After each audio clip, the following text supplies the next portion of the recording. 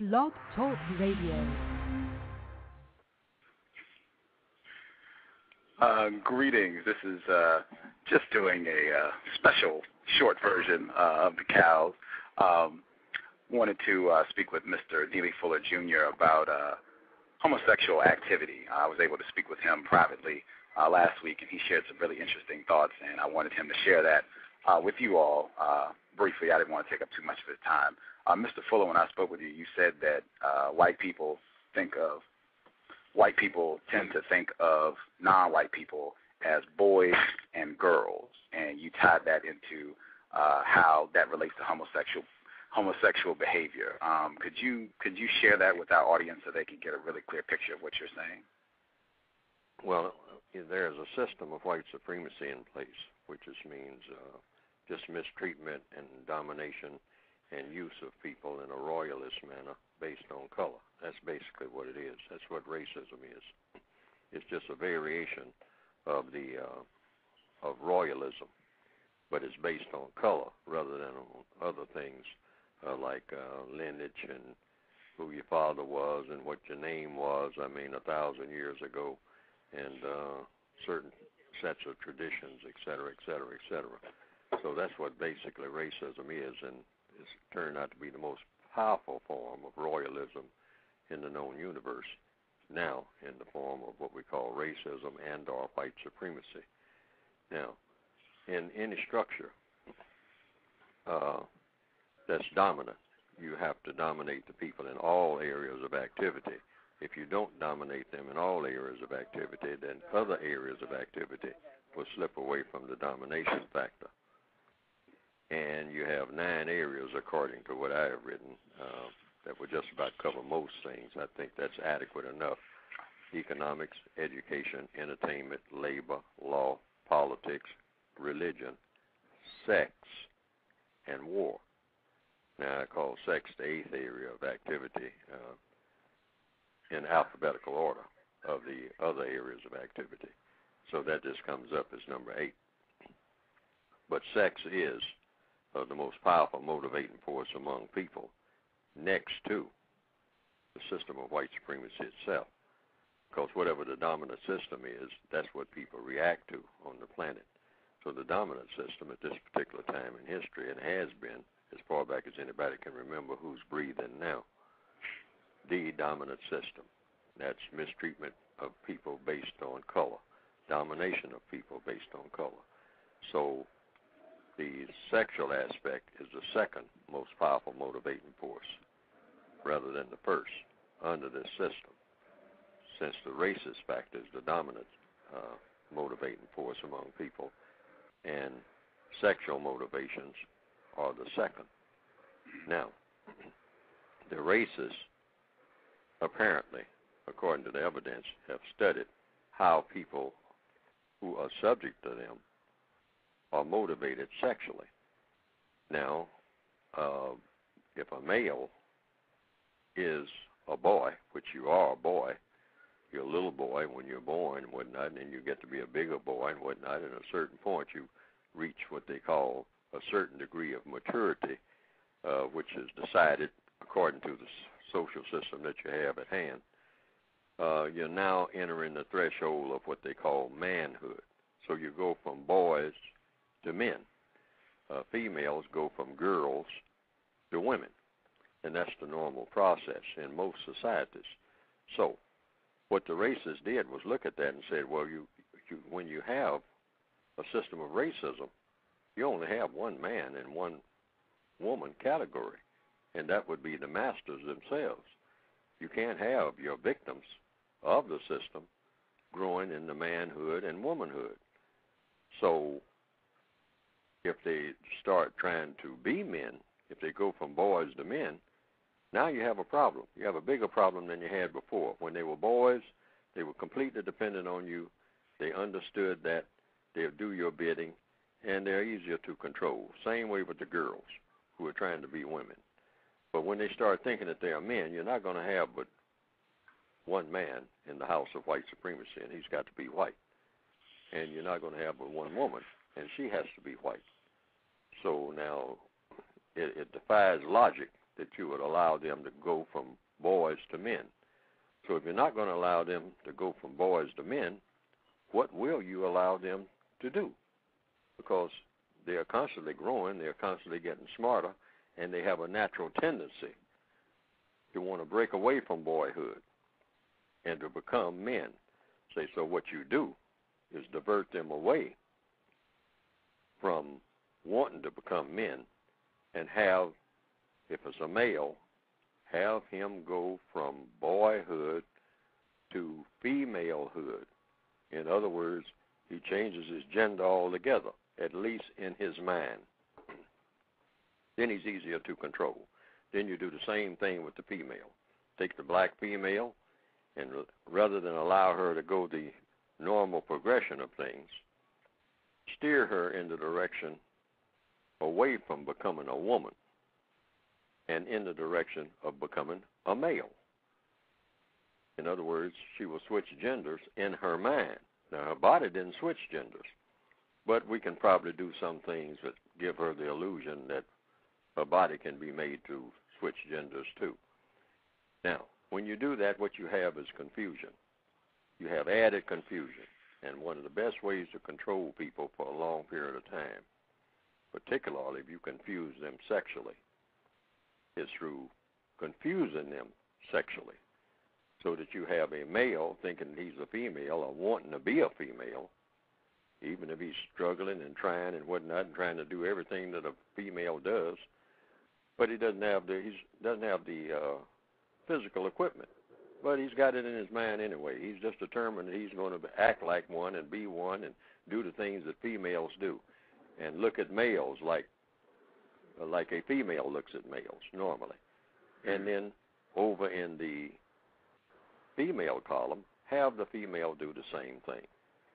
Only thing about it, she's not going to try to grow into womanhood. She's going to try to do everything that she sees males doing, including in the bedroom. Try to become an artificial male. And she can do this in her mind because the mind is very flexible.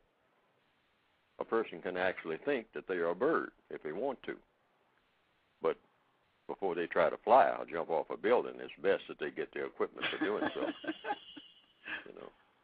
So that's the way that works. And when you can get people on that role, and when you have people subject to you, you can always propagandize anything. You can make anything look like it's the fashion because you set the rules for the society. So that's what's going on. I tried to be as comprehensive as I possibly could in that description, and I hope that people could understand what was being said. Yes, sir. So that's what we have now. We're heading in that direction now, full steam ahead. And when I spoke with you, I said that, the counter-argument that I frequently hear is that, there are a lot of white people who are also participating in so-called homosexual activity, and, this is not something where they're just trying to trick black people into doing it. You have people who are born so-called gay or homosexual, and, this is no trick at all. If it was, you wouldn't see all these white people going around and doing it and being mistreated because they are participating in these so-called homosexual acts. What would your view on that be? Depends on how it plays out in the end. Now, if the system of white supremacy remains intact, then that will prove the supposition just outlined. That will prove that it's valid, that it is designed basically to support what is already in place. Otherwise, you would have the system of white supremacy would go out of business. There would be no reason to keep it in business if the white people were serious about really getting rid of racism and getting rid of what they call all of the sexual and gender categories and all like that, because racism is an artificial category. See, just because people are of different colors doesn't say that they are members of a race. That's an artificial construct. No one is supposed to be a member of a race. That's something completely made up. So if you can do the same thing with gender, you can do the same thing with a lot of things, but you have to wait until it reaches a certain point where you got enough evidence to prove the proposition that you made in the first place. Now, like I say, this is my concept of the way things are going because there is still a system of racism in place. Now, if racism is still in place, when all of the so-called anti-sexual, that's what I call it, behavior comes to full fruition and everybody's accepting of it, everybody's participating in it or embracing it or parading it around and saying that it's the best thing ever discovered since ever, okay? Now, and you still have a system of racism in place, then that will have proved the supposition because ordinarily all of racism would disappear. But see, it's designed to lure. Now, here's where I based that on, the luring part. In the history of the system of white supremacy, there's a thing called whiskey. It was very popular, the use of it. Now, if you are a practiced deceiver, one thing that you know about the science and the art of deception, you cannot deceive people into doing things unless you are doing quite a bit of it yourself. If you're going to be what you call a real arch deceiver, and the white supremacists have proven that they are arch deceivers, they are very skillful at deception. So in order to deceive people, you can't get people to drink whiskey, and you're sitting there never drinking any of it yourself. So there's some historical record of this. So what they'll do, a deceiver will sit there and practice drinking whiskey under controlled conditions. You know, take a little sip, know exactly where the point is where you get good and drunk or where you don't get good and drunk. Then once you learn what they say, and some people brag about it in bars and whatnot, said, hey, I can drink you under the table, meaning they can outdrink you, that you will drink. I mean, that they will drink and you will drink, but when they drink, they don't get drunk. But you wind up drunk. Many males who have tried to deceive females into sexual activity, you know, back in the days when whiskey was a bigger thing than dope, used to get into the booth in the restaurant and start that process. Say, now what I'll do, I'll know she's not willing really, but she'll be willing before the night's over because I'm going to get her to drink some of this stuff that I brought with me. And he'll be drinking and she'll be drinking. He'll take a sip and she'll take a sip. Next thing you know, she's willing to go along with anything. She doesn't know what she's doing, but he does. Now, many a person, particularly pimps, understand that thing very well. Now, it's the same way with whiskey as it was used, according to the record of white supremacists themselves, in dealing with people who are called Indians. Sit down, Chief. We're going to have a Thanksgiving Day. We're going to give thanks for all of the wonderful things that have been done for both me and you by our Maker, by the great spirits. And, in fact, I brought some spirits with me. It's in a bottle. You never had anything like this before, but you will want it after you get it. It's called firewater. It's full of spirits. It'll give you spirit like you have never had before, Chief. And the chief said, well, what's wrong with just pure water from the river, from the great streams of our lands? Say, oh, yeah, but you never had nothing like this. This is something we made in a factory. It's got water in it. No mistake about that. But we got a little alcohol and a few other stuff, a little other stuff that I've added here. It'll pep you up, give you another perspective on looking at the mountains altogether.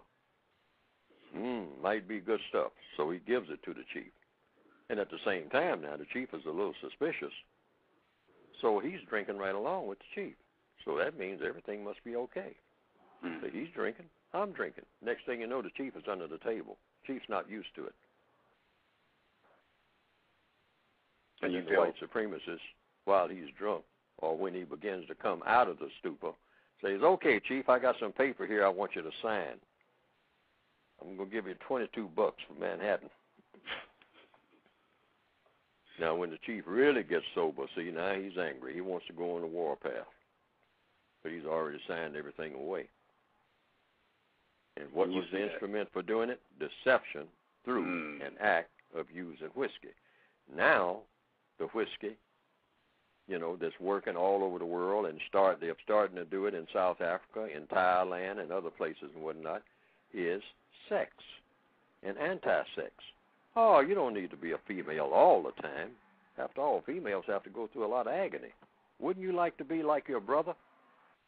Well, I don't have the equipment of my brother. Oh, well, you can pretend that you have it. I got some stuff I can sell you in the store. Strap-ons, you name it.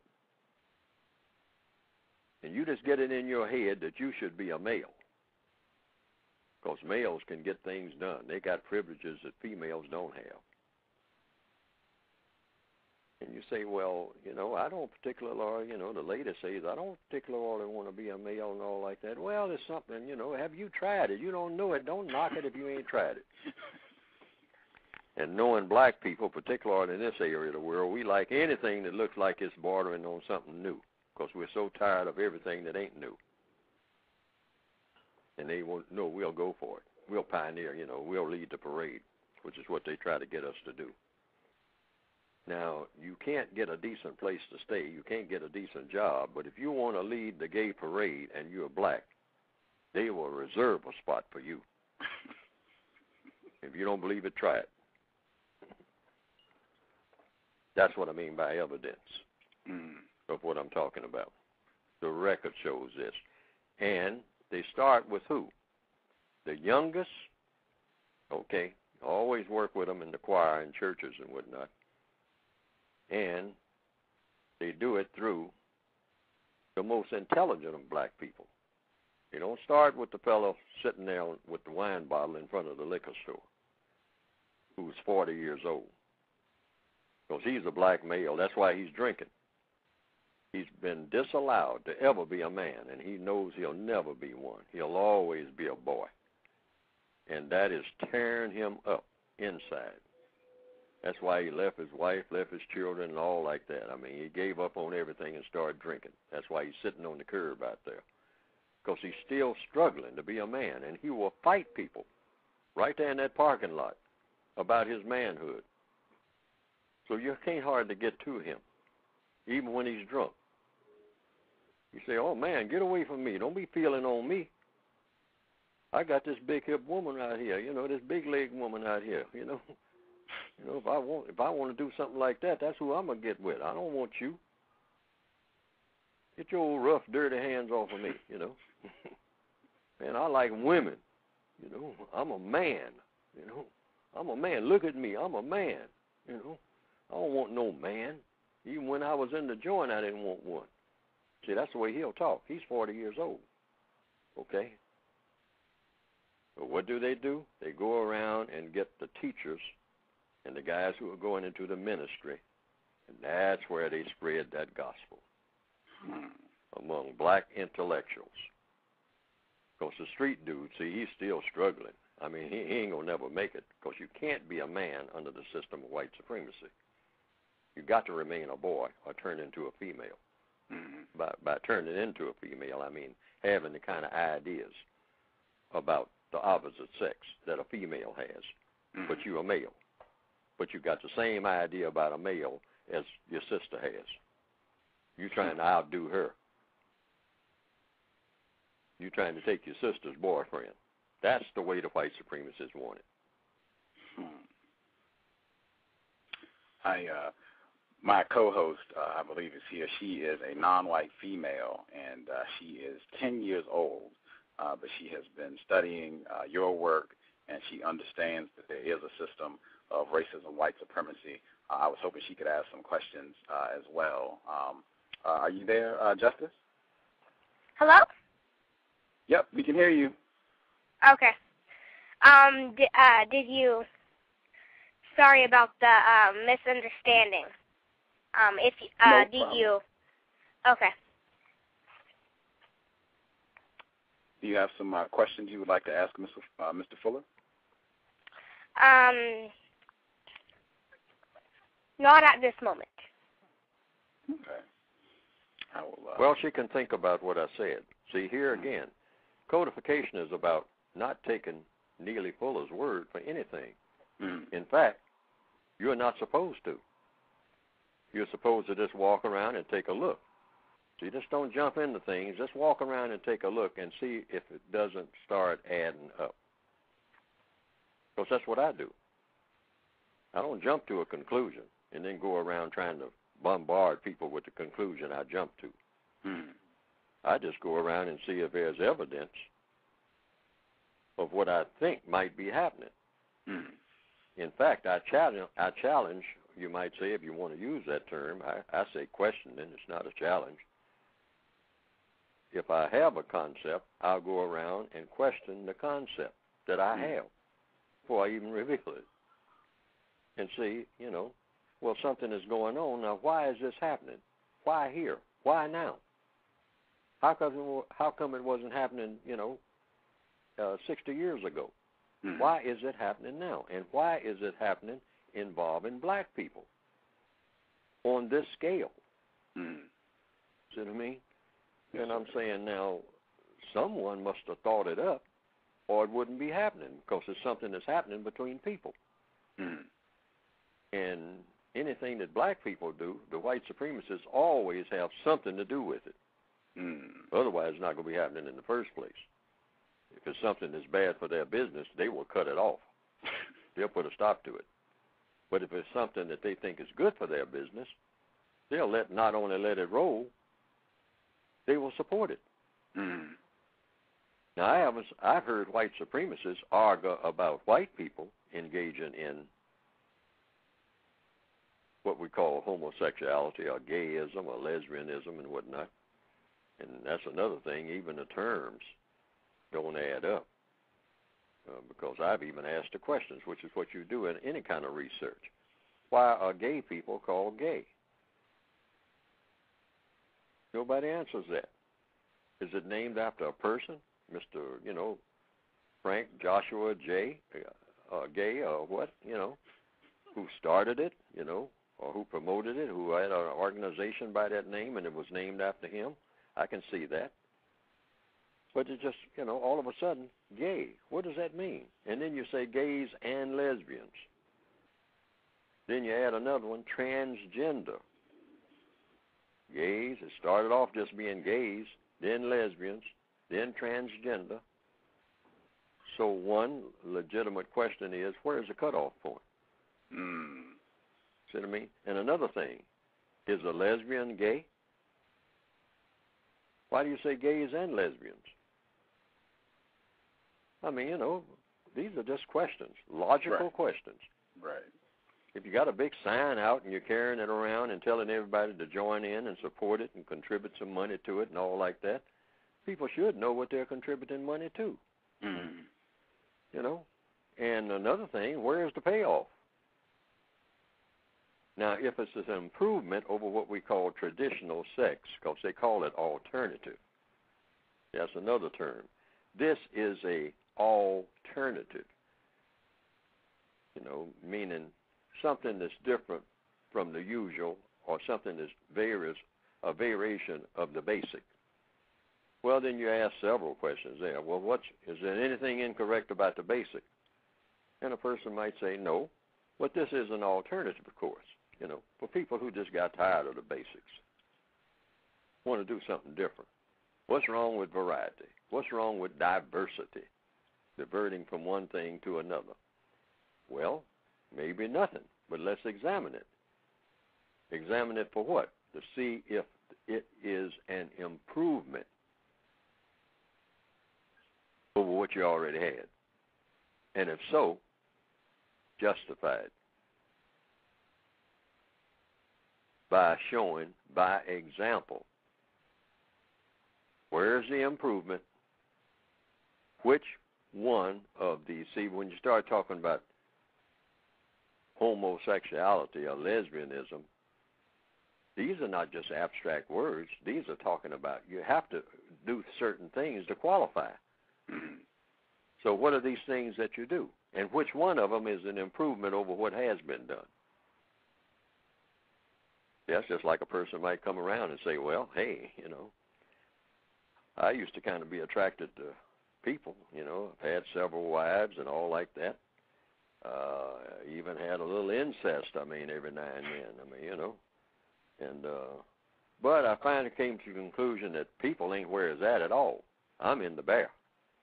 You know. You say, what do you mean you in the bear? I'm into bear. I go out in the woods and I chase me down a bear. The bear ain't chasing me no more. I'm chasing them. I have found that that's a wonderful alternative. I mean, after all, man, I mean, let's face it. Look at these marriages and divorces and whatnot. I don't have no trouble with the bears. I mean, I used to didn't think of anything about bears except just going to the ball game, you know. But I found out that, man, if you really snuggle up to a bear, you'll never want to go back doing nothing else. Now, where'd you get that idea? Well, it just came to me one night. Tired of these women. In fact, people was telling me, well, if you don't like women, get you a man. Well, I'm tired of them, too. So I'm in the bear. See, now, you might laugh, but it's going to come to that if it ain't already. Because there are some people into that. Yeah, they call it, what do they call it, bestiality? Yes, sir. Yeah, see, I mean, that might be a wholesale thing. In about another 10 years, they say, well, hey, well, you know, this gay and lesbian thing about played out, man, ain't where it's at. You know. Man, everybody's trying to preserve the bears now. You know, I'm trying to get me a panda. You know? Now, what is the point that I'm making? It's a lots of things that the mind can do. The mind is extremely inventive and extremely flexible.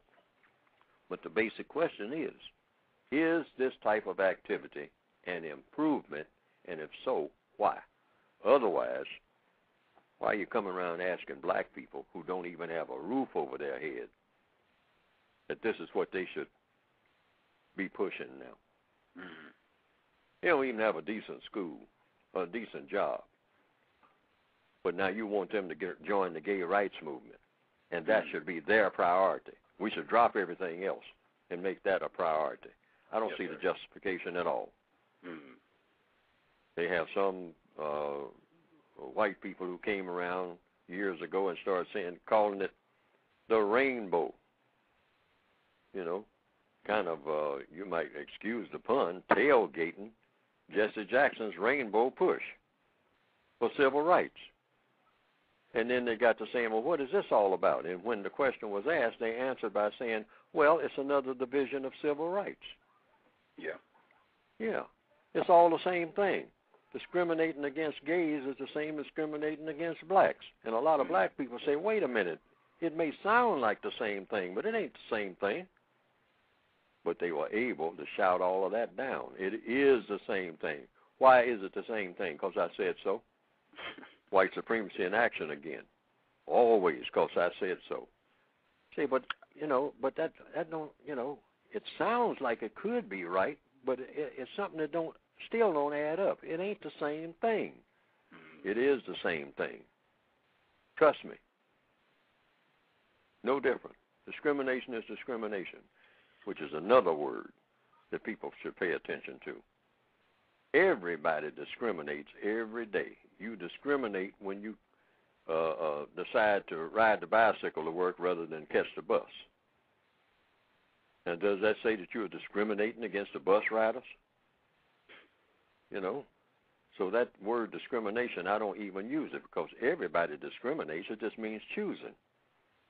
But what is the key? The key is it a choice that's constructive? When you start talking about black people's plight now, see, that's a different thing altogether. Is it constructive or is it non-constructive? Because it's got to be one or the other. Is it an improvement? Now, we already have a mess with the male-female thing, but you would have that anyway under any system that's unjust. But now, are you making a bigger mess, or are you straightening out all the mess that ever was? I have no reason to believe that this is helping to straighten out anything. It's helping to make it worse, particularly when you start doing it right down to the grade school level. start saying that this is something that and this is just what you children need. You're 7 years old, and this is what I need? I don't even know what sex is yet. Now you're telling me about alternatives to sex. Well, let's start out so that your mind will get straight. Now, Jane has 2 mommies, thinking about getting 3. Now, what benefit is this to Jane? Well, she learns diversity at an early age. Diverting from what to what in order to do what? Oh, well, we'll know when we get there. Don't ask so many questions. Oh, no. I got a lot of questions. You know, show me how this is a what? Improvement. Which one of these acts? See? Well, you know, being gay. Don't you understand what being gay used to mean? Being happy. I mean, you know, but that ain't what it means, I don't think, when you say it. So you're talking about acts. Show me by demonstration the very act that you're talking about that's going to be an improvement. And then show me, tell me in words how this is a great improvement. Tell me, you know. First, do the act with me looking at you, and then after you finish the act, you'll say, now that's act 1 of being gay. You ain't gay unless you do this. See, you know, there's several things you can do to qualify for being gay. So you got to have qualifications. Otherwise, what's the difference between you and everybody else? If you don't do something different. So you got to do something. So whatever that difference is, you do it. Then you get before, you know, come to the blackboard with the pointer and whatnot, and you say, now, number 1, this is an improvement over whatever it is you all are doing out there. It's not just an alternative. And I'm telling you this because you should be on board for supporting act number 1, which I just demonstrated to you. This is what you actually ask people to do. See, in other words, stop just talking in circles and whatnot and talking in innuendo. Get the crowd there to come and take their seats respectfully, and then march down the aisle and come up to the podium and have your bed up there or whatever it is you're supposed to have, and do what it is that you say that everybody should be taking an interest in and supporting. And then as you do it, you can turn around and face the crowd every now and then. Just take a little break. Say, now, you saw what we just did. Now, this is an improvement over what has been because of, and then enumerate the improvements and ask for questions and answers. Because if I'm in the audience, I'm going to say, now, how is that an improvement? I just saw what you did from start to finish. I sat here and watched it for 15 minutes until you completed it. Didn't say a word. Now I want you to tell me how that's an improvement over what? I think that what I'll hear is silence. But I don't know. See, because they never get that far. They just go around and say, support us. And if you don't support us, oh, you're some kind of demon. You're some kind of anti-something. No, just explain what you're doing. I mean, like the chief. I don't know about that fire water. You know, how is that going to improve me? How is that going to be an improvement over water? Say, well, didn't you get a little buzz when you? Yeah, I got a little buzz and all like that. But is it an improvement? Say, well, didn't the mountains look like you know, saw 2 of them instead of 1? Wouldn't you like to have an extra mountain? Well, an extra mountain might help, but that's not really what I was looking at. I thought I was. Well, Chief, that's what whiskey does. It makes you drunk. Well, is being drunk an improvement over being sober? Well, if you work at it, see how they talk? And they do the same thing with sex. Again, No, Mr. Yes, I'm sir. sorry. Yeah, Right. I was going to see if Justice, if she had any questions she would like to ask Mr. Fuller. Okay.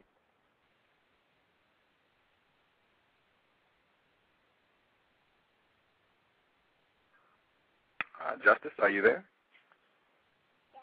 Hello? Okay, we can hear you. Yes, ma'am.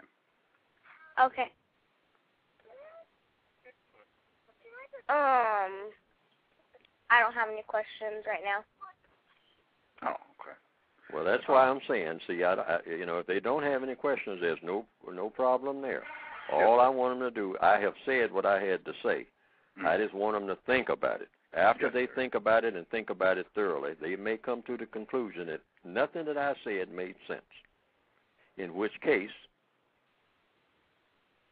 they can go ahead with whatever they think is they hear somebody else say. But I think that anything, particularly something that's supposed to be new or you're expanding on something that's old, should be examined. If somebody comes to me and says, Fuller, you need to quit this job. I mean, it's a better job over there in that other town, whatnot. Now, I'm willing to listen, but we're gonna have to take a weekend and go over there and have me take a look at that job. See what I mean? Yes, sir. Yeah, and I ain't gonna just just sign off and whatnot. I mean, go in there and cuss the boss out and quit, and then go running off to the other job. I mean, when I haven't even looked into it. I'm just asking people to take a look and see where all this goes. And when I say take a look, I don't mean just a short look, because this is pretty big stuff. You take a good long look before you go plunging in, okay? Because there's an old saying, if you snore in a bear's face long enough, you'll learn to like it. But bear might not be where it's at, You might get to the place where you can't bear it. But it'll be too late. Because now you're hooked. Just like the chief got hooked on that whiskey. Ask any Indian about whiskey. And ask is whiskey a friend to the Indian? But when they first got it, it looked like it was a friend. He no longer felt the cold. I laid out in the snow all night last night, Maybe the white man got it right. I didn't feel nothing. I woke up with a smile on my face, and I wanted some more, It destroyed him. This thing that the white supremacists are doing with sexuality and bringing it to black people, beware.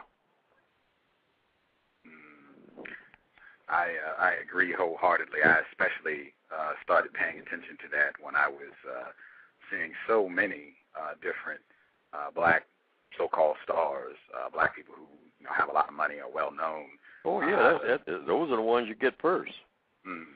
Yeah, and then have them finance what you're doing to them. Yes, sir. I have noted the white people who allege to be against racism, white supremacy, so-called anti-racist. A lot of them, they will talk about what they call white privilege, and then with that, they will talk about people who are not gay, that they're also privileged, and that you have mistreatment of people because they are a person of color, and then you have mistreatment of people who do not engage in heterosexual behavior. And how do you feel that plays into the system of white supremacy? Well, for one thing, they'll take antidotes. That's one thing they'll always do. You can always find an antidote. In other words, an example. Some black person who is so-called gay or homosexual, lesbian, whatever it is, gets beat up, maybe get killed. Okay? Many people get killed every day for something or another. But the way you looked at me, so I'm going to kill you. People get killed about that. Okay? So you can always find an example. But what they'll do, they'll just sit back and wait for someone to pick out somebody who's homosexual and beat them up because they are homosexual, okay? Well, basically, these are people that go around and beat up people, period. They don't need much excuse. They're just looking for somebody to beat up. All right? See, so that's not unusual. But here's how shrewd the so-called white supremacist arm of the gay rights movement is. They know that's going to happen. And then when it does happen, they'll say, see,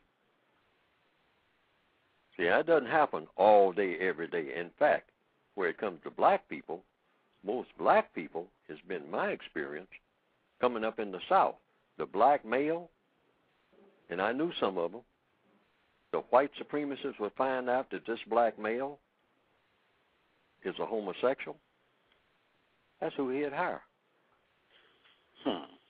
The black male who is looking at females, when he comes over there to get hired at the white hotel, no, we don't want you around here.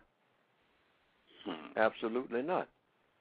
But we'll take this black male here who likes for people to take him into the men's room, other males, we'll put him behind the desk,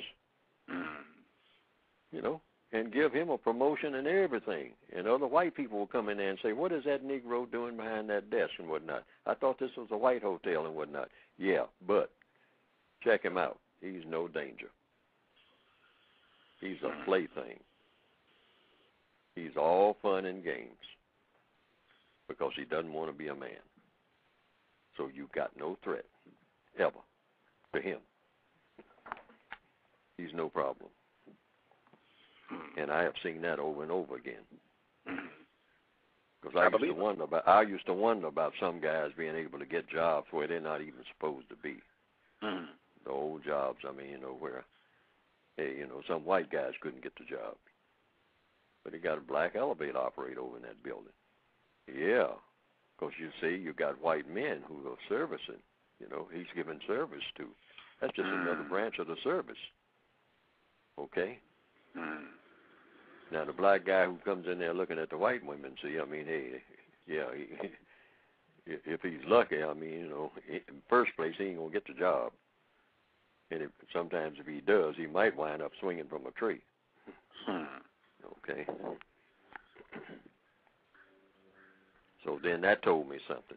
I mean, that was before I got out of my teens. I started learning that. There are some black males who wasn't even homosexuals, but they acted effeminate. And they were accepted by white people. They could sit there, you know, sit around the table and whatnot, as long as they were talking girl talk and whatnot, talking about how you fix your hair and all this type of stuff. Hey, they're all right.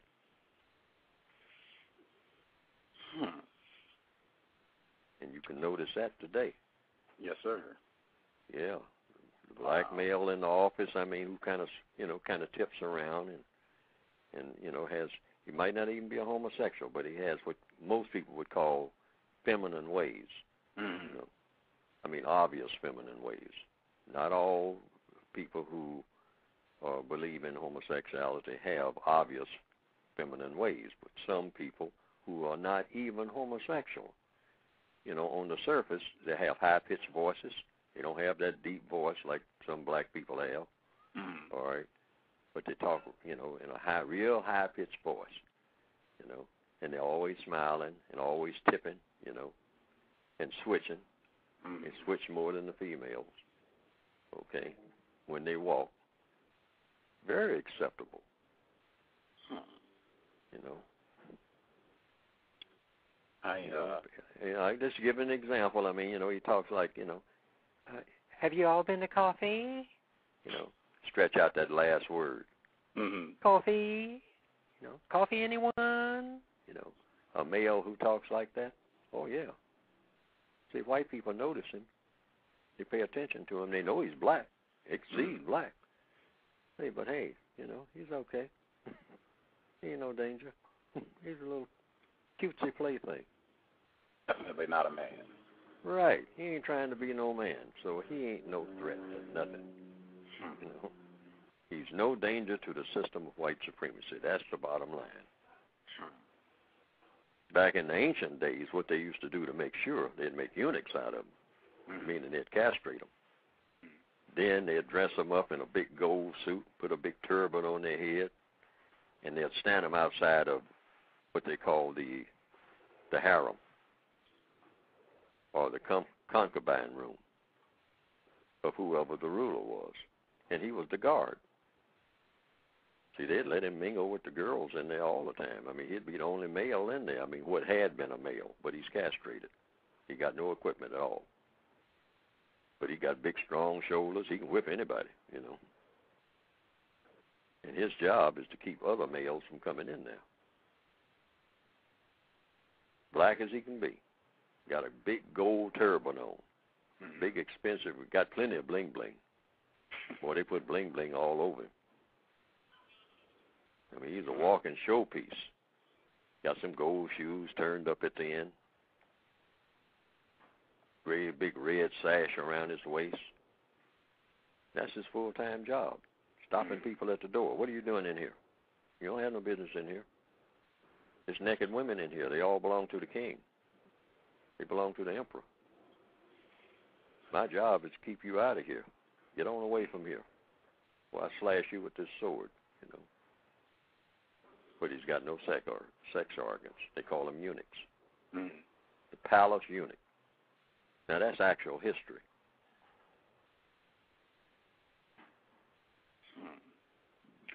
I wanted to ask you, excuse me, we're going to have a white person come on the program later today. She's a professor at the University of Southern California. She wrote a book on white supremacy. It's called What Blood Won't Tell. And she basically, she analyzes how the white people who practice racism, how they have changed the rules about who gets to be a white person, and even what rules they're going by, that they've changed those. And one of the things that she highlights is that to be a white person, you are expected to be informed about racism. You are expected to know the rules of how you are supposed to function as it relates to other white people and non-white people, that is just expected of you. You cannot be ignorant of those rules. I had heard you say that white people, you cannot be ignorant about racism.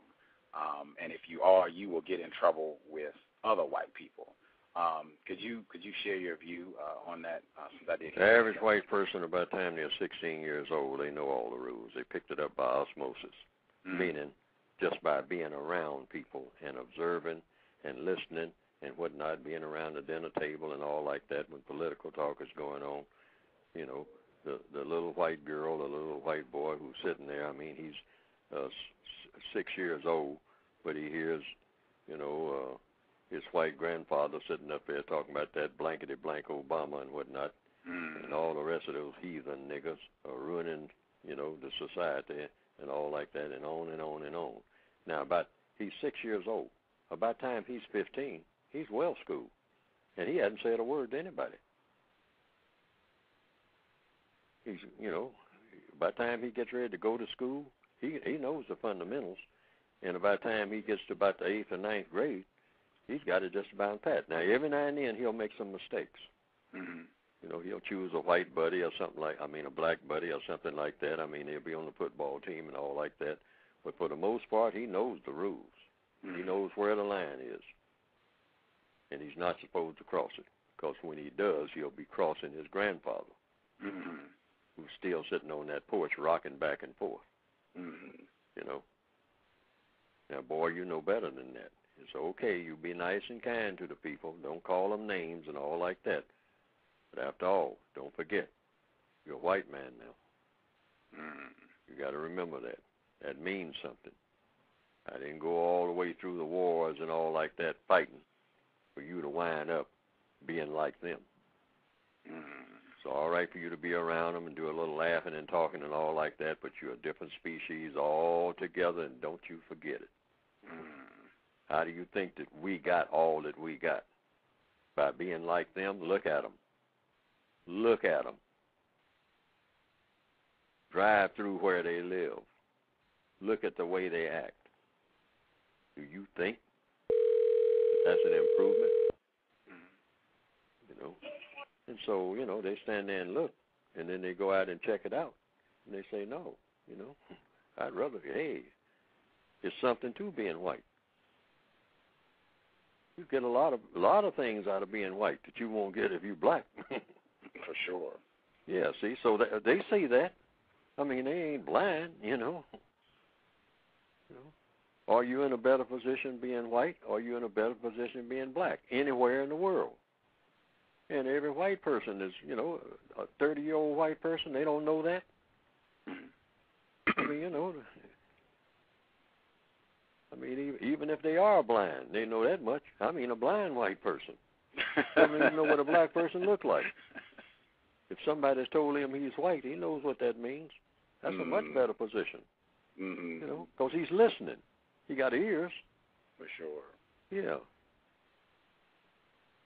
Yeah, we had one person that called in. I want to see if they had any questions. Before I do, I want to check Justice. Do you have any questions you would like to ask Mr. Fuller?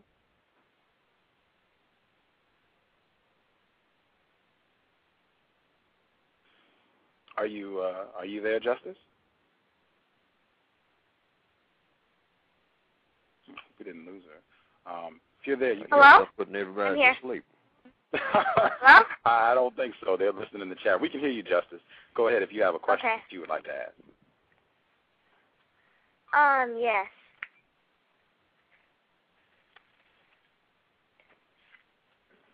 How can the system of white supremacy be stopped? First of all, by having the thing, that's why I call what I write the compensatory code. Compensatory means making up for what's missing. And you assume that what's missing is something that should be, other than something that what you have.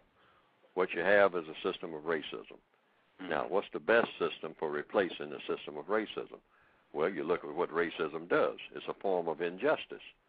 So you do just the opposite. Try to come up with a system that's a system of justice, meaning what?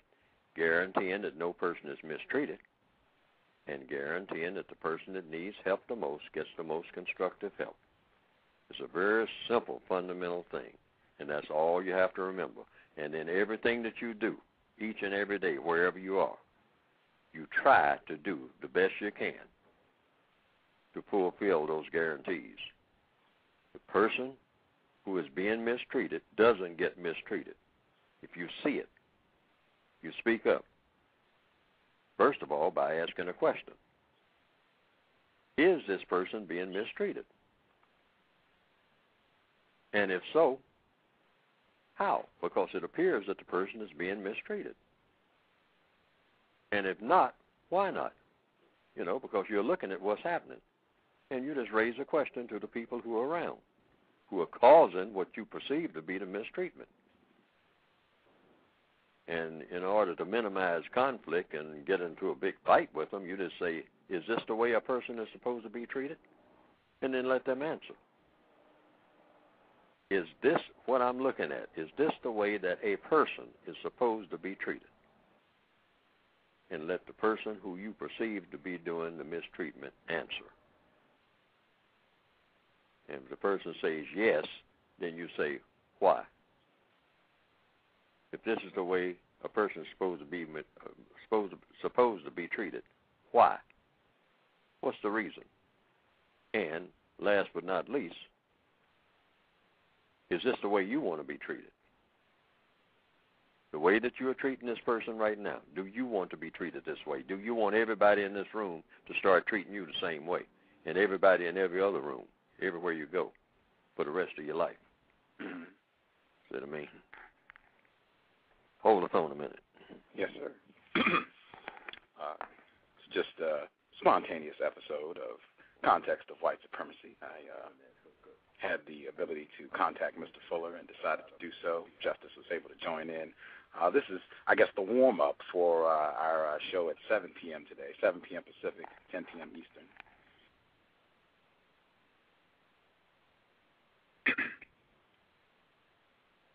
Are you with us again, Mr. Fuller? Oh, I guess he's still gone, yeah. This is the warm-up show for our Now, show the other today. part of that, Justice, hello, I broke into your conversation. Go right ahead, sir. So the other part of that is you have to guarantee that the person that needs help the most gets the most constructive help. That's the compensatory definition. Hello? Yes, sir. Can you hear me? Yes, sir. That's the compensatory definition for justice, which loosely means balance between people. People are out of balance all over this planet, 24/7. Why? Mostly because of mistreatment, and the biggest form of mistreatment is racism, because there's more conflict between white and non-white than any other type of conflicts including so-called religious conflicts, that there are. This is why racism is so deadly. It's the major form of conflict. It's the one that most people do the most hand-wringing about. Just like the lady asked, what do you do about it? That's what people have been asking ever since it began. Because it seems to be so complicated. People who have a lot of brain power haven't figured out, how do you handle this? Where do you start? What's the best way to go about doing something about it? I mean, the brainiest people in the world who have been sincere have approached it and walked away throwing up both hands. That means if a person really wants to be a superstar on this planet, figure out what to do about racism. I mean, some person who really wants, they pride themselves on what you call solving problems. You know, there are some people who walk around and say, hey, hand me a problem. I can solve any problem there is because I know how to work on problems. Hand them the race problem. And see, in about maybe 6 months, they'll probably walk away talking to themselves.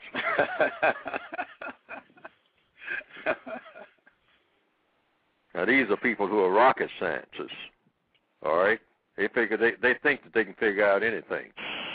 Just give them the race problem. Tell them to figure that one out.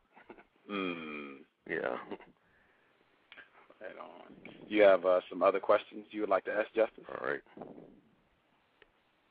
Yes. Go right ahead. How does the system of white supremacy harm non-white people directly and indirectly? I didn't hear the question. Hello? How did what? Hello. How did what? I can hear you, but okay. How does the system? Well, maybe I didn't understand the question. Go ahead. Say it again. How does the system of white supremacy harm non-white people directly and indirectly? Did you understand the question? Yes, sir. I believe she said, how does the system of white supremacy harm non-white people directly and indirectly? Oh, in every area of activity, because it's harmful. Now, it's one thing about the system of white supremacy. It's very efficient when it comes to producing things. It's the most productive system ever thought of in the history of recorded history for getting things done. You want to get things done, you can definitely adopt the system of white supremacy when it comes to handling material things. You can get a lot done through the system of white supremacy. You can get it done swiftly and efficiently. But that being the fact, the other part of it is it's also designed in the process of getting things done, it's deliberately designed to destroy millions of people in the process. But you accomplish a lot. But it's a lot of dead people on the factory floor when you finish. And that's how it harms non-white people. They come under that onslaught. Now, a lot of non-white people, well, not a lot, but a few compared to the number that's dead on the factory floor, a few benefit. Just like in any slave system, which is basically what it is. The system of racism is just a form of slavery. That's all it is, based on color. You mistreat people. Any type of mistreatment is slavery. Anytime you're being mistreated, you're a slave. I don't care who you are or where you are. See, the word slavery has just been kind of confined to a certain ritual that you go through. No, mistreatment is slavery. If you are subject to any kind of mistreatment, you are a slave at the time that you are subject to that. And sometimes a person is just, a slave for 15 minutes because they're being mistreated for 15 minutes. And when the 15 minutes is over, they're no longer a slave. But if you're a non-white person on the planet under a system of white supremacy, you are a slave as long as you are under that system. And that's pretty awesome. So if a white person is being mistreated by another white person for 24 hours, it means that that white person was a slave for 24 hours. But after the 24 hours, they got away from the situation. They're not a slave anymore. But they can say, truthfully, that they were a slave for 24 hours. If you were kidnapped and beaten. Yes, go ahead.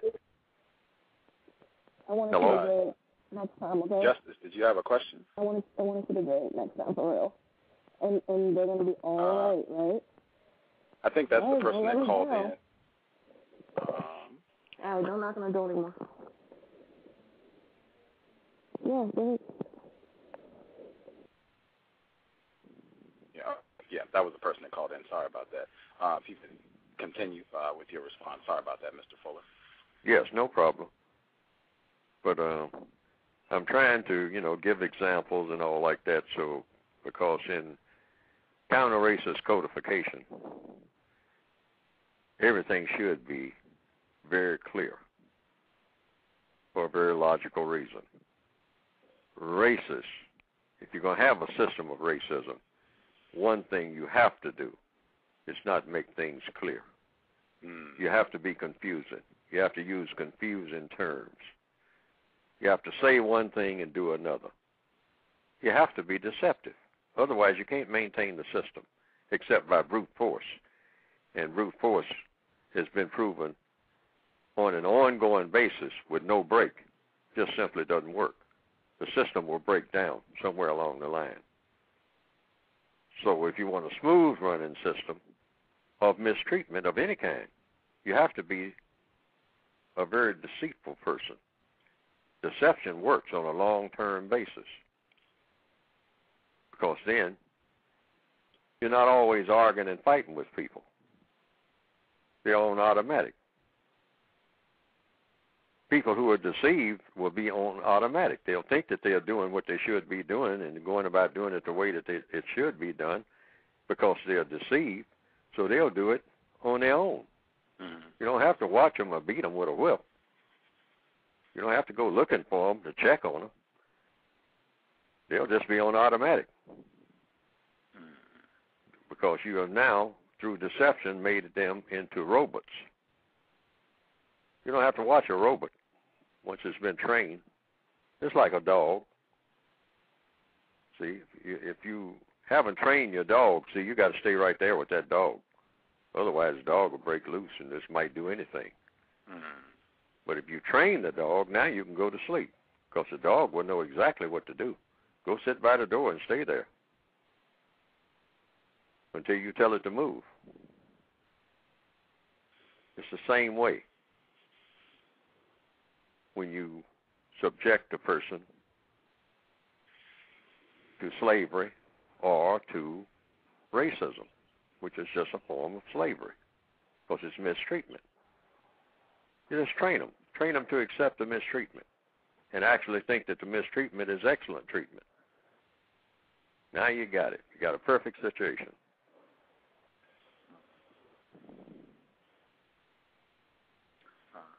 Justice, do you have some more questions you would like to ask? Not at this moment, thank you. Okay. There's one person who called in. Caller, your line is showing up as 111. Did you have a question you would like to ask Mr. Fuller? Yes, I apologize for earlier. I was actually trying to put the kids to bed, and I didn't want them to bother me while I was going to make the comment, and you recorded the whole thing. So no problem. Okay, I'm sorry, I didn't hear the whole thing from the beginning, but I kind of came in when Mr. Fuller was talking about the whole gay, feminine men in history. And my name is the Gay Mentor. That's my show name on here. And I was just curious, his perspective of minority gay females or lesbians, or does he feel like since they're females, it's kind of the opposite, that maybe Caucasian men or men in general heterosexual men might feel intimidated, or, is there an issue, or is it, do they get away with a little bit more? Do we get away with a little bit more because we are females, and maybe we, less people are intimidated by us? I was just, curious about your perspective on that. And then I also had another comment, but I didn't know if you wanted me to kind of question. I don't know if you want me to wait till you answer that one. Could I ask if you're a white person or a non-white person? I am half black, half Puerto Rican. My mom, she's, was a Black Panther when she was younger, natural afro, and just real down-to-earth person. And my dad, born in Puerto Rico, that type of thing. You're non-white. Right, non-white. But my godmother... According to the white supremacists, you would be non-white. Right, absolutely. You'd be in the non-white category. Yes. But that's what they go by. But once you answer this question, I was gonna tell you a little brief experience, and I wanted your comment on that. All right. You have a brief experience of what kind? Well, did you want to answer? Yeah, it's something totally different. It has to do with kind of like race relations. So I don't know if you want to address the. Oh, okay. Well, no, I'll deal with the first. I'll deal with it like I will deal with it in the order that you want me to do it. So your first question was. Hello? Oh, okay. Yes, sir. Please. What was our first question? Was the question, do you think, Mr. Fuller, do you think that non-white females or so-called lesbian females, do you think they might get more privileges or get away with doing more than a non-white male, since the white supremacists might not consider a non-white female or a lesbian non-white female, they might not consider them to be as big a threat than a non-white male? Was that the question? Absolutely. Absolutely. In some instances. See, it depends on what the white supremacists want to do. See, that's the part that has to be yet to be studied when this whole thing plays out. They have an agenda. Otherwise, they wouldn't be spreading it all over Africa and whatnot. No, I'm sorry. What did you mean? The white supremacists are all. Hello, go ahead.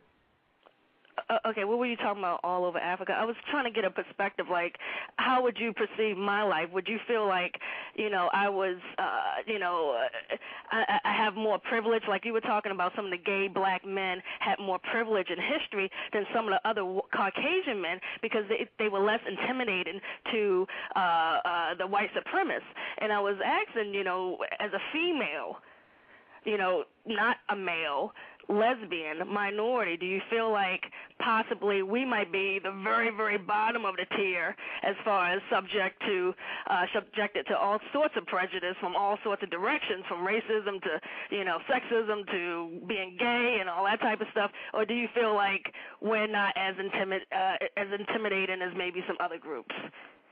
Well, see, that's what I mean by evidence.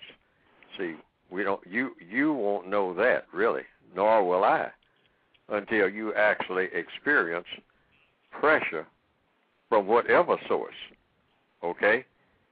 Then you will know, because that pressure will have come about, because the white supremacists have determined that that's where it's going to come. See, they will make that decision if you are in the non-white category, all right? And it has been my observation that the white supremacists consider anyone who say that anybody in their family is black, that came before them, and because Puerto Rican is not a color. See, so what the white supremacists do. I don't really. To be honest with you, I'll just get into my next point, so you probably get a better idea where I'm coming from. I was in the military, and I was stationed on a small ship that had a wide variety of people, people who weren't even American citizens on this boat and on the ship. And I would say ratio-wise, because, of course, there were far more Caucasians in there than, minorities or blacks or whatever, Asians. I would have to say, in all honesty, that a lot of the minorities, ratio-wise, gave me more problems than a lot of the Caucasian people. Now, I'm not saying that a lot of those Caucasian people who didn't give me problems were not racist. You know, I can't label certain people, but what I'm saying is, wouldn't it be just wiser in life just to judge people as individuals, see how they treat you, and then you decide based off of their actions what type of person this person is, because you never know. I mean, there might be white people. I know there are. I'm sure racism will probably exist as long as I'm alive. But I believe there are white people who generally want to help other non-white people. I'm not saying depend on them. I'm just saying be aware of, you know, whatever your environment is and the type of people you're dealing with. Yes, that's exactly what I'm talking about. What you are describing right now, like the ship that you were on and all like that, that's exactly the way that the white supremacists want it, because what you were describing is confusion. I'm not going to disagree with that. Huh? I'm not going to disagree with that. You said you do disagree with that? I will not disagree with that. Oh, okay. Well, now, what you were looking at on that ship, because a ship is an excellent place. See, they experiment on ships. Oh, listen, you know, I'm not going to disagree with that either. You should listen to one of my shows. Yes, see, I mean, a ship is a ship is a laboratory for experience. The slave ships themselves were laboratories of experimentation. So by the time they got to land, they had already worked out how a lot of things are going to work, because they had a captive audience. They had a captive clientele. It's something about being isolated on the water. Okay, but okay, and then I'll get to a general. I mean, your ideas are very interesting, and honestly, when you were talking about the whole gay men and certain positions, I didn't live during that time, but that sounds very interesting. But ultimately, despite all the horrific experiences I had while in the military, right now I am benefiting from that experience, and I don't feel like I'm experiencing racism through that system. But I feel like it's because I spent a lot of time doing a lot of research, and I don't know if it's true that I'm doing 10 times more than a white person next to me, but I know I spend a lot of time looking out for me. You know what I mean? And then I also look out for other people, but not like as a black or white thing. It's like as a veteran, as a gay person, as a black person, as an individual. You know what I mean? Like anybody who's with it. You know, I'm not out here to support hate. You know, when I joined the military, I didn't join the military because I wanted to bomb other countries. I mean, I was one of those people that were looking for benefits at a young age, and I got it. You know, I got it. And, sure. And so, you know what I mean? But and listen, I did experience racism and sexism and more than that there, okay? And I'm not denying that. And I'm not saying that, and I do, like you said, experiment. Yes, I felt that way. I felt like the ship was like a small world experiment. You know what I mean? Like just everybody put in that little boat of experimenting on society. But now, hold it right there. Hold it right there. If you could perceive that at a subliminal level, at 18 through 22, yes. That's what I'm saying. The white supremacists didn't discover this. The white supremacists set it up because that's what they were doing. They are experimenting to see what people will. They have done this as far back as the beginning of racism. But do you they know what kind of setups they can have where they can steer people into thinking whichever way they want people to think. They are masters at this. These are not things that happen by accident. That's what I'm saying. They know that under certain conditions, a ghetto, for instance, or a shanty town, or a ship, that you can do certain things. And then you can watch people in all types of environment. And you can actually steer them in such a way they don't even know they're being steered. No, that's very interesting too. And I do believe that to a certain extent. Yet I don't really think they're it was master psychologists. I don't really nobody think it that tops them at it. Well, no, I mean, honestly, through my observation, I didn't think it was necessarily so much. So I believe there was systematic racism and all that type of stuff like you're talking about. Yes, we agree on that. But also to a certain level, everyone had to take responsibility for their actions. You know, like I knew if I stayed in there, I was going to have to be a different person than I wanted to be, okay? Or it was going to be very difficult for me. Some people can be cool, but it's very difficult for them. But they feel like that's their only option, perhaps. But if everyone takes, because no matter what they did to me, I took responsibility for my action. I did not let them manipulate me. And yes, I had to deal with, you know, instead of being I was big time at one point. Towards the end, when they realized I was really getting out, I was very serious about what I felt about the military. Because a lot of people in the Navy, they're like, fuck this, fuck that. And that's all of them. But they stay in, and that's not just black people. I mean, a lot of black people get out. You know, that's all types of people. So if there's a racism or a systematic system going on, you know, they're all experiencing it to a certain extent. Yes, but I have this question. Yes. At what point in your existence on the planet did you take what you started saying, responsibility, and that you no longer were being manipulated? Because honestly, to be honest with you, from day one, but I think they thought I was a teenager, and you know, they just had to, you know, praise me and give me everything that someone would want, and you know, I mean, not saying I didn't earn these things. You know, I took these tests, and you know, I showed up one time, and I did what I was supposed to do, responsibly. But you know, I mean, I was. You know, all these awards, and then it's like, oh, you really are getting out. You really did just use this GI Bill and getting the fuck out, you know, and not looking back. I understand that, but here's what I'm saying. Mm-hmm. Under the system of racism, because see, it's a world system. But do you understand what I'm telling you too? The black people were the same way. I mean, I was in. I understand this. I want you to listen to me for a minute. I understand all of that. And that's a part of the system. Who are you trying to blame? Are you trying to blame the white people for manipulating the black people to be racist against me? No, I'm telling you. I'm telling you what the perspective of the codification.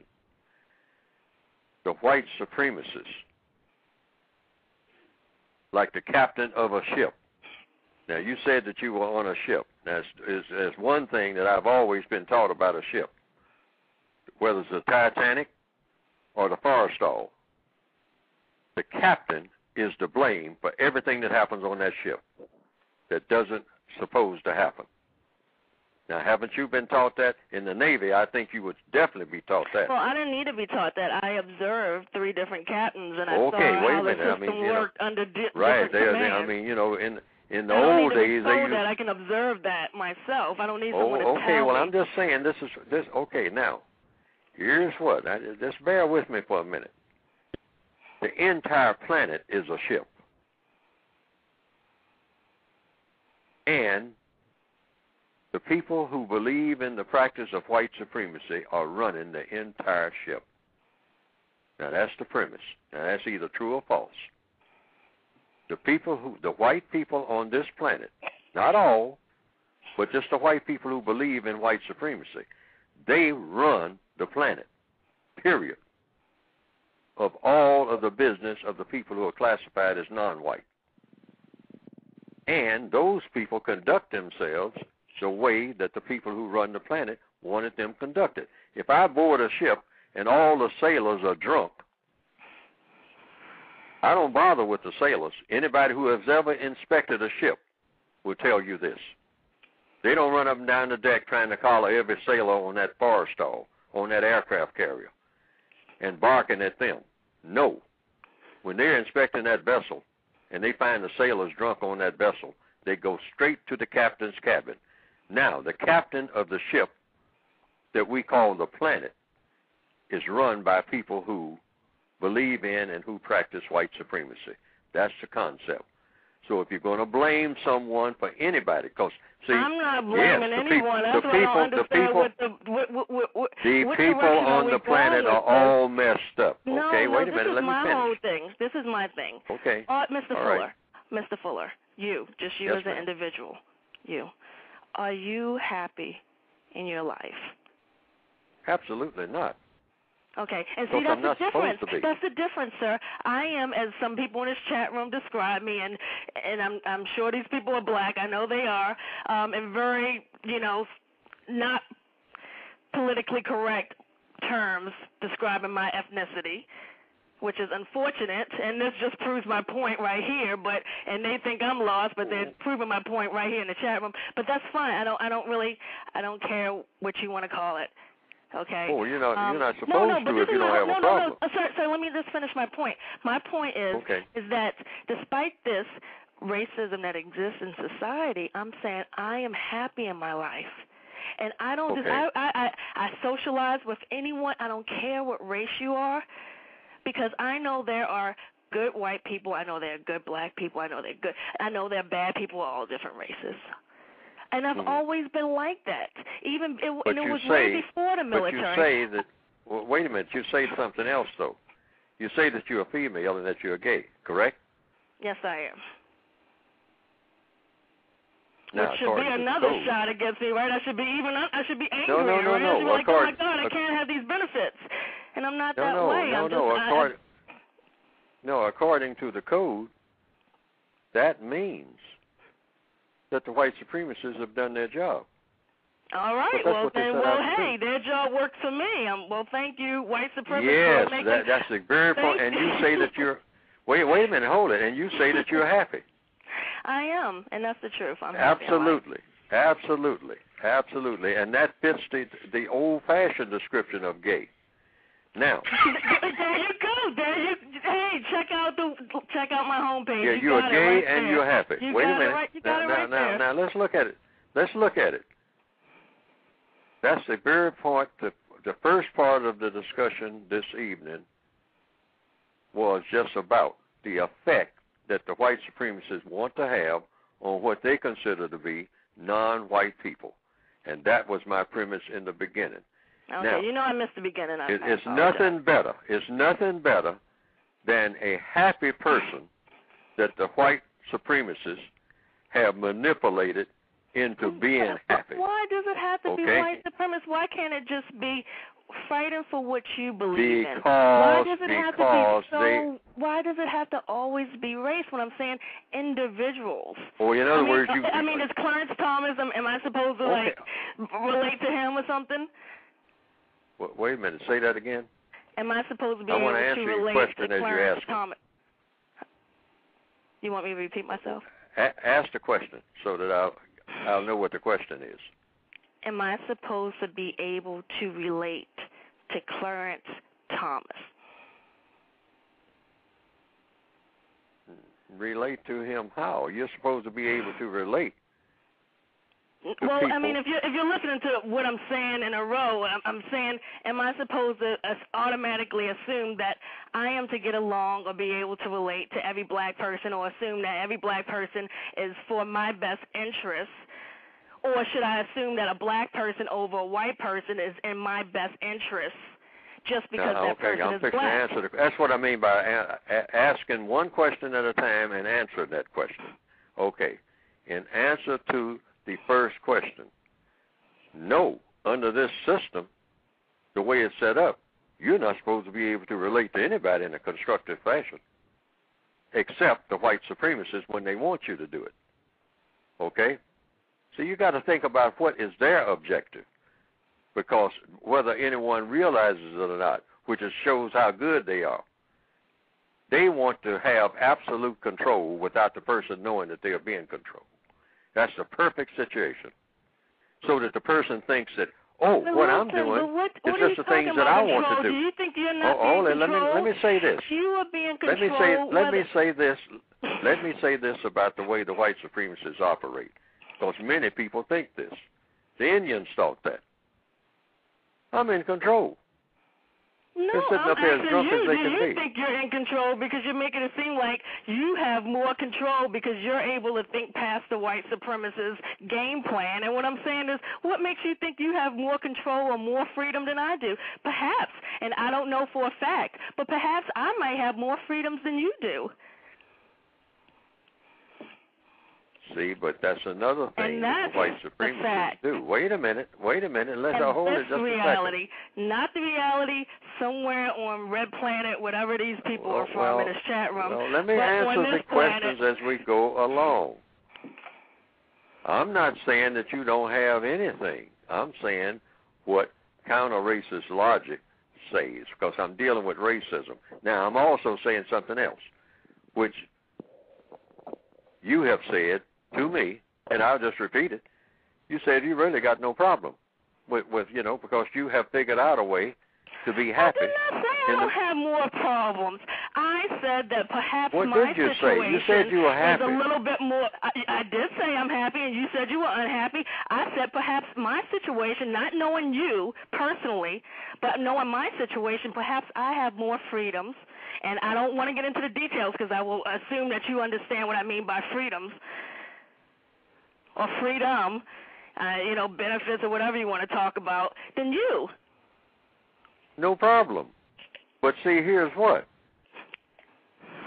That's exactly what I mean by the system of white supremacy. And one thing I want to definitely make clear. Wait a minute. Right. Hold it. I'm trying to make something. My situation is better than a lot of white people. I know, but you're trying to. How are the white people controlling wait me? a minute. But see, there's an anxiety here, and this is exactly what is supposed to be avoided. We are trying to even talk over each other.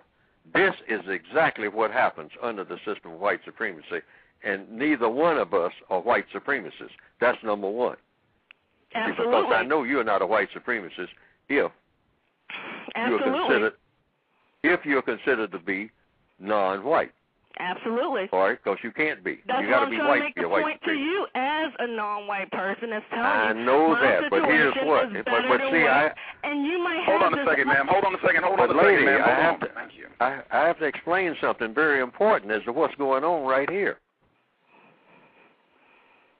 The very fact that we have this high-pitched conversation means that the system is working exactly the way they want it. Because, see, now, I talk to white people. It's a white lady that calls me every day or every other day and has been doing it for years. We don't get into this. And you know why? Well, good. I'm glad you're socializing with white people. Wait a minute. No. Wait, hold it. You see, you're doing it again. She's not controlling you like a slave. Hold on a second, ma'am. See, the anxiety is there. The anxiety is there. You can see it. You can't even wait for me to explain something because the anxiety is there. You keep saying certain things that really don't connect. I don't get your point. But you are saying it as if you... And I'm asking you questions because at one point your concepts seem maybe a little unique, but maybe I haven't been paying attention to all the other shows that these people from the chat room are, because maybe this... honestly, I think that... this show is very interesting. I do, I think I enjoy the host. But I got a question. I like the way finish. it goes. But in all honesty, I understand your point. I've heard, you don't know my background, so I've heard everything you have to say before, unfortunately. But I do wish you the best, and much love to the people in the chat room who don't understand what I'm talking about. Much love. Thank you. I find that very interesting. I want you to finish your point that you wanted to make with the caller, but I also want to reiterate. Yes, what happened? What has been happening between me and the caller has been exactly what's not supposed to happen. See what I mean? Mm-hmm. But every time it is this way. See, I was on a program the other night. Same thing. See, because the white supremacist has it set up so that this is a guarantee. See, the very fact that she feels even interested enough to have these conversations, all right, and then have this kind of anxiety while she's having it, that is exactly what the white supremacists want. And this is why I say the code says, hey, if you're going to have an argument, you don't have arguments about race with no other black person ever, or no other non-white person. It's never supposed to happen. All arguments are supposed to be between white and non-white. All, without exception. Never. See what I mean? Yes, sir. But see, because it's going to be automatic when it's white. I mean, when it's non-white with non-white. That I think it is fabulous that you were able to demonstrate that in the caller. Thank you for calling in, for demonstrating that. I wanted to remind our listeners, most of these programs, and I believe this is about the 40th program that I have done addressing racism, white supremacy, most of my programs I have white people on. In fact, we have a white professor from the University of Southern California. She's coming on in less than 30 minutes to talk about white supremacy. And I generally never have that much interrupting, that much anxiety, tension in the conversations I have with white people. Even if we do not agree, I've had Tim Wise on the show, and we didn't agree about very much of anything. He's not a fan of mine. I'm not a fan of his. But we did not have nearly as much tension, yelling, interrupting in the conversation. It was smooth. The person would allow you to make your statement, voice where they didn't agree, no yelling, no voices raised, no interruptions. Very stark contrast in most of the conversations I observe between non-white people and other non-white people about racism. It ends up being arguments and complaints and just not constructive communication. So I'm very thankful that you pointed that out. And if you could you finish your statement about your thoughts that she said she was gay and she said she was happy, and you felt that was by white supremacist design. If you could perhaps maybe wrap up, and if you could explain that thoroughly for us so we all get an understanding. I mean, you know, once you get the non-white person in a state of mind and a viewpoint of life, of what life should be about for them, you know, as a victim, I mean, there's an old adage, I mean, there's nothing better than having a happy slave. That's a perfect situation. A slave that's walking around grumpy all the time, man, is dangerous. I mean, and any slave master going all the way back through history, I mean, will tell you whether, you know, you're talking about the Roman Empire or you're talking about a plantation slave owner in Louisiana. They will sell a grumpy slave down the river first time they get a sale. And then one thing they don't want the rumor to get out. Now, this slave is always grumpy, always complaining about everything, don't like nothing, don't like the food, don't like the plantation, can't stand the master. But the slave that's playing that banjo and kicking up his heels and think he's in heaven, that's the one we want to keep.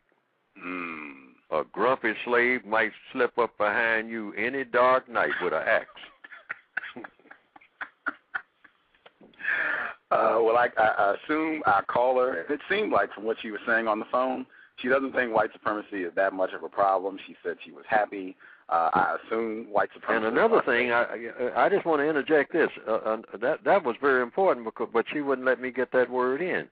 If she's already happy with the way everything is, then why bother with having these kind of conversations at all?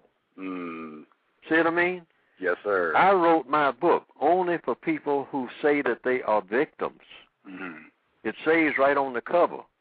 I've run into dozens of people who say, I'm not a victim. I say, well, then the book is not for you. If racism doesn't affect you, that you don't have no problem with it or nothing like that, there's nothing in this book for you. And in fact, the only suggestion I have for you is to teach other people how you were able to pull it off.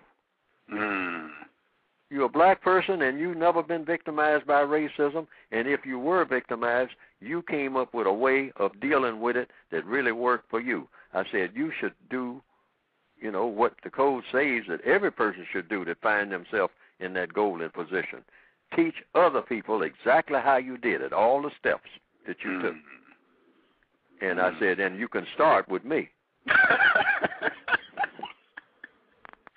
If being so-called homosexual is a part of that process, I think I'm going to have to pass and find No, I'm going to pass on that part. Yeah, see what I mean? Because that's a part of the racist conspiracy. I've already decided that. See, so if they come to me, well, Fuller, if you really don't want to deal with racism and be happy and get all kind of benefits, which he mentioned benefits, yes, and all like that, and go on and live your life, then, Fuller, you got to become a homosexual. And then I say no, because that's a part of their plot. It's not a part of mine. You know, no, I'm not doing that. You know, yeah, I know about the benefits that go with that. I've seen it. But are they really benefits? You know, what does it? And I have this written in some of my notes. What does it matter to gain the whole world and have to give up your gender?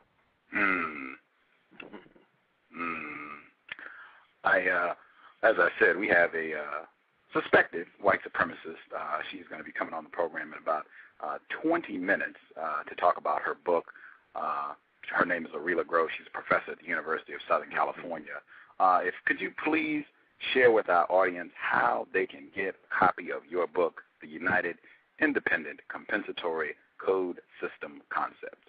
Oh, they can just call me by telephone, and I'll give them the price and send it to them.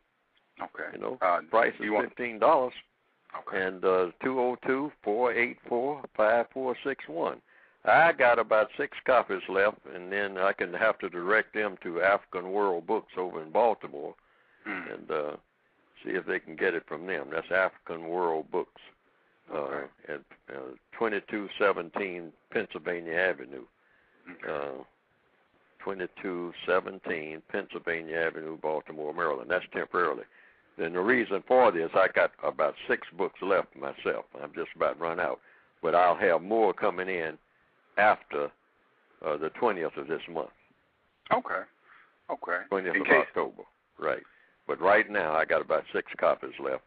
So 202-484-5461. That's my phone number, what you're talking to right now.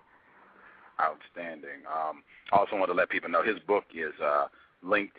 If you're listening from Blog Talk Radio, his book, you can click on the picture, and if you try to get it directly from Mr. Fuller, please do that first. If you try to get it from him, he's out. If you're looking for other routes to get the book as soon as possible, I think you can click that picture, and it'll take you to Amazon.com, and you can purchase it there as well. So just click the picture. If you try to call Mr. Fuller, if he's out of those 6, then that's another way you can get it if you want to try and get it as soon as possible. I definitely want to thank you for taking time out of your evening to speak with us. Very constructive. I'm thankful that the caller, she called in because I felt that was a brilliant demonstration of exactly what we talked about. She said she was happy and gay. I am not happy. I am not gay. I am a victim of white supremacy, and if doing so-called homosexual activity, if that's the only option that the racists are willing to present me of how I can be happy, I'm going to have to pass and think of something else. If you'd like to close out with anything, Mr. Fuller, please say anything you'd like to before we get ready to close this program out. Okay, I just want to say that the compensatory code is different in a lot of other approaches. See, I'm not looking for a consensus. I just put out information like I did with everybody before the lady called in. You know, and the book is for victims of racism, people who want to do something about racism. Even if a person doesn't consider themselves a victim, or even if the person does consider him or herself a victim, but they just don't like what I present in my book. They don't have to. It's not dictatorial. It's just a book of suggestions. Because there are no experts on racism except the racists themselves. So I'm just one of the people out here who's trying to come up with formulas for replacing it with a system of justice. And a person can use some of the formulas or not. It's all optional. It's not dictatorial at all. You're not looking for consensus like an organization. The compensatory code is not an organization. It's just a means of trying toward an end. Now, some people say, well, racism doesn't bother them, so it's only for people who racism bothers. That's all that it's for. It's not for people who are not interested. Many people have told me, I have no interest in that. And I read your book, and there's nothing in it that will help me do anything. I don't need it. And I say, well, we don't have any argument there. I'm not looking for an argument. It's only for people who think that they need something or that they can use something that's in it, like an auto mechanics book. Right. You know, if you don't drive a car, you're not interested in cars, you don't own a car, you're not working on cars or nothing like that, why study a book on cars? You know? Yeah, it's as simple as that. You go into a bookstore, you pick up the books that you need. Mm-hmm. If you are not into gardening, growing asparagus, and you never will be, why pick up a book on asparagus? It's just that simple. I feel the exact same way. Justice, did you have a question before we let Mr. Fuller go? No, but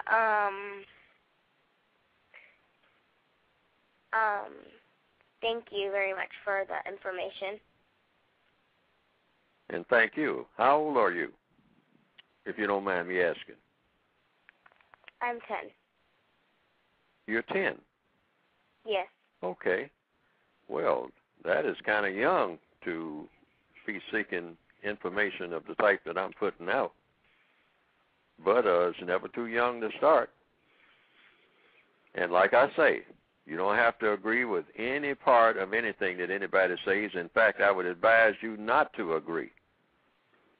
But just listen, and then listen to other people. And after you have listened to as many people as you can possibly listen to, make up your own mind. And I'd like to leave that with everybody. Always don't let anybody, make up your mind for you about serious issues. Because for a very logical reason, people make too many mistakes. Always follow logic. The logic that you get from listening to everybody, and then out of everything that's said, try to find out what the truth is and what's the best way to go.